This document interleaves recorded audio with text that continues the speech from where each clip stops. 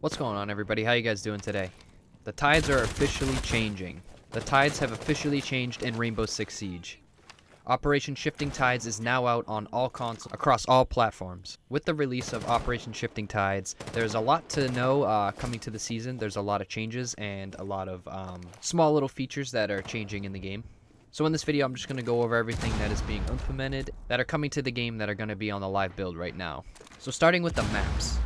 Casual map rotation will now include Theme Park, Clubhouse, Consulate, Bank, Canal, Tower, Cafe, Border, Yacht, Coastline, Villa, Skyscraper, Favela, and Outback. So unfortunately, there's no plane, no Hereford base, and of course, still no Bartlett University. Some of you guys might not even know what that map is. If you're an OG Siege player, you will know, so shout out to you guys.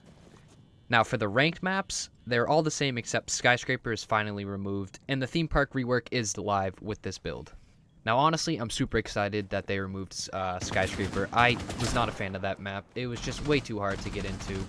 You just had to rappel everywhere, and it was just not a good, well-designed map. It just needs a little bit of a rework. But also with this update is the new Capitao Elite skin. That is finally out if you guys do want to purchase that. You can go into the Rainbow Six Siege store, and for around $15, you can purchase the Capitao Elite skin. If you guys have not seen the Capitao Elite skin, I will throw it up on screen right now for you guys.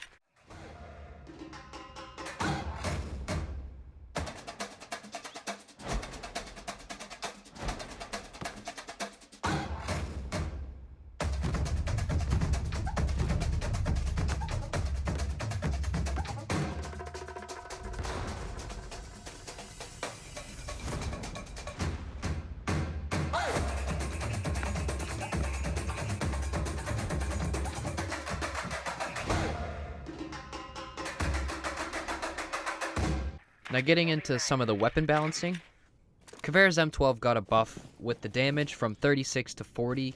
They said that they've been looking into this because most people just choose her pistol over the SMG, and they wanted to show it some love because in most gunfights you would lose with that gun if you're wielding it. The damage was just too low and the fire rate's too low. It just was kind of like a pea shooter. So if you guys do want to check out Cav's M12, I highly recommend it. Personally, I'm going to be checking it out too, so that's an awesome buff for Cav. Shout out Zigga Blaze, you are a Cav main, so there you go. Now, some of these changes you guys may have already heard of, but for the people who are just getting into the new season now and are rejoining, we're just going to go over all of this stuff. So Ella's shotgun got decreased damage from beyond 10 meters, and the spread got increased with an accuracy reduction. So thankfully that got nerfed a little bit. From some people in the community I heard that it's still good, but it's not as good as it used to be. I'm surprised that they kept it in the game how it was for so long and just didn't do anything about it. But hey, better late than never. Now for you Capcan Tachanka mains, if there's any of you out there, the sausage did get an increased spread and accuracy, so unfortunately, it's a little bit on the bad side, but it's not as bad. It's still a shotgun, so if you're up close, you're most likely going to win that gunfight, so don't be sad about the sausage getting a nerf. Now, with this change, it already happened, and it was a meme, and it came true. The BOSGACOG is now live on the build for console and PC. I played it on the test servers, and it was amazing. I personally like it. I think the whole community is split. Either they're on one side of the fence or the other on liking it or just completely hating it because you just get sniped. So shout out Bikini Body for starting this monumental movement for the BOSGACOG. Thank you so much, and thank you for everybody who joined the movement and made this happen. Now, Siege also said that it wasn't just the community. Of course they listened to it, but they said that they were looking into seeing how the BOSG plays out because it is a low pick and the weapon got outperformed by every other gun in the game and the guns that the operators had. So unfortunately, it was on the low side for the pick, but now that they have the BOSGACOG, it gives it a little more of like a chance and a better sight to see. You're still at a disadvantage because you only have 2 shots with an ACOG and you're zoomed in pretty close. So you have to hit that first shot. If you don't, then that's the downside to having the shotgun with the ACOG on. Now we're going to hop into some of the operator balancing. So starting with Glaz. So with his recent update for his fire rate buff, Glaz is getting an increase to the intensity of the yellow scope highlight. So now that it's a little bit easier to see the outline of the person with smoke or without, it's a lot more brighter and it's way easier to see. I can throw it up on screen for you guys right now. I have a little clip of it. But yeah, Glaz is sort of back into a good spot. He's not OP, he's not underplayed. I think he's good where he is. He used to be way better, but I think where he's at right now is good. With the fire rate that he got and the intensity for the yellow outline is really awesome. Next up is Cade. Cade got an increased radius on the Electroclaw from 0.75 meters to 1.3 meters of a reach. So that's a dramatic increase for the reach of the Electroclaw. So you can do a little more with it and be a little more creative now. You can probably hook up a lot more barbed wire and still get a couple walls. So that's something I'm looking forward to for Cade. They also replaced his impacts with barbed wire, which makes it even more awesome because now that his radius is bigger, you have more barbed wire to cling onto, which is pretty cool. The next operator is Warden or Ned Flanders. His barbed wire got replaced with a C4. They said that it gives him a little more versatility and to counteract the push without showing yourself exactly because he's kind of a beef boy. So giving him a nitro cell gives him the ability to actually just defend the site. Now the next operator is Jackal. The Jackal rework is a little complicated. I'm going to throw the links in the description for you guys if you guys want to read it yourself because it's very complicated to actually understand this. So basically the way the Jackal pings work now is it's based on the age of the footprint. So there's going to be 4 different colors. So you have red, yellow, green, and blue. Red of course is the most recent one and blue is of course the farthest ping. So with red, you get 4 pings, and it's from 0 to 15 seconds. That's when that person was there. They were either there 2 seconds ago or 15 seconds ago. With the yellow footsteps, it is 3 pings, and it's from 16 to 30 seconds. That's how hot the footprint was. Now green, you get 2 pings. That's from 31 seconds to 60 seconds ago.